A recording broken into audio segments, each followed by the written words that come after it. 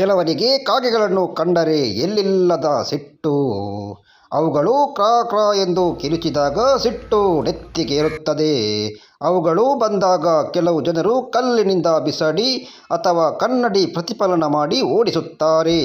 ಹೀಗಾಗಿ ಜನರ ಸಹವಾಸವನ್ನೇ ಬೇಡ ಎಂದು ಕಾಗೆಗಳು ದೂರ ಓಡುತ್ತಿವೆ.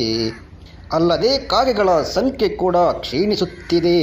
ಹೀಗಾಗಿ ಉತ್ತರ ಕ್ರಿಯೆಗೆ ಪಿಂಡ ಇಡಲು ಕಾಗೆಗಳೇ ಇಲ್ಲದ ಪರಿಸ್ಥಿತಿ ಉಂಟಾಗಿದೆ.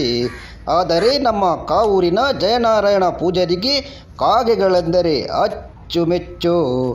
ಹೌದು, ನಮ್ಮ ಜಯನಾರಾಯಣ ಪೂಜಾರಿ ಬಾಳದೆಲೆಯಲ್ಲಿ ಊಟವನ್ನು ಹಾಕಿ ಅದನ್ನು ಅಂಗಳದ ಮುಂದೆ ಇಡುತ್ತಾರೆ. ನಂತರ ಒಂದು ತಟ್ಟೆಯನ್ನು ಡೈ ಡೈ ಡೈ ಅಂತ ಬಡಿಯುತ್ತಾರೆ.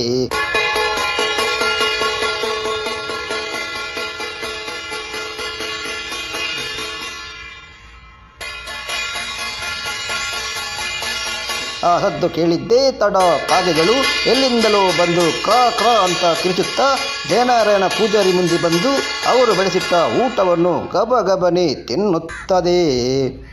ಹಲವಾರು ವರ್ಷಗಳಿಂದ ಕಾಗೆಗಳಿಗೆ ಊಟ ಇಡುವ ಪರಿಪಾಠ ಬೆಳೆಸಿಕೊಂಡಿರುವ ಜಯನಾರಾಯಣ ಪೂಜಾರಿ ಕಾಗೆಗಳನ್ನು ಊಟಕ್ಕೆ ಕರೆಯುವುದನ್ನು ನೋಡುವುದೇ ಒಂದು ಚಂದ.